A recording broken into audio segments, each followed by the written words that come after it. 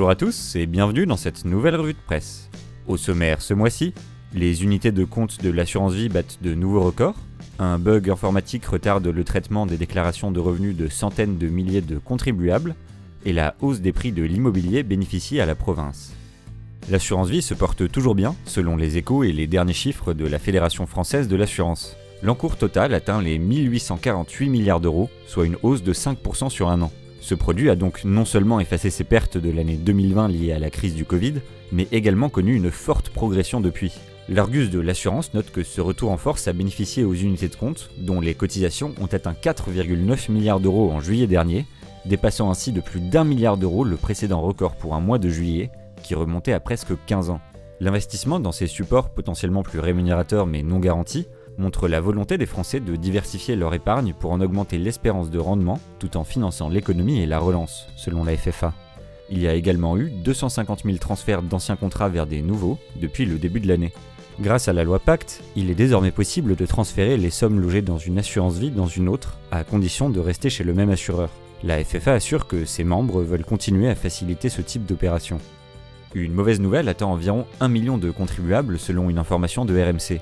Leurs déclarations de revenus n'ont toujours pas pu être traitées par le fisc. En cause, non pas le site impôts.gouv.fr, mais un bug du logiciel EDI utilisé par la plupart des cabinets d'experts comptables.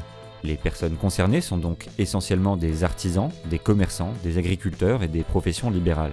Capital.fr rapporte que la Direction générale des finances publiques promet que la situation devrait être régularisée début octobre, mais certains cas particuliers pourraient devoir attendre jusqu'à la fin de l'année.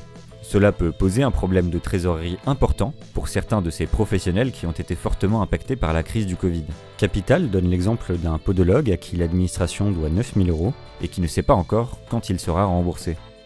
Le Figaro reprend les derniers chiffres de l'indice établi par les notaires et l'INSEE, qui montre une augmentation du prix des logements anciens en France au deuxième trimestre 2021 à presque 6% sur un an. Si ce chiffre est presque identique à celui du dernier trimestre, la dynamique a changé entre l'Île-de-France et les autres régions. La hausse est de 7% en province, alors qu'elle est plus de 2 fois inférieure dans la région francilienne. Si le niveau des transactions enregistrées en un an a battu un nouveau record, ce n'est cette fois-ci pas grâce à la capitale. Le président de la Fédération nationale de l'immobilier analyse la situation pour 20 minutes. Il explique que, suite à la pandémie, les Français cherchent davantage à se loger dans des villes moyennes ou dans des zones rurales. Le type de logement recherché a également changé, les acheteurs se tournant plutôt vers les pavillons individuels et les appartements à grande surface pour pouvoir y intégrer le télétravail.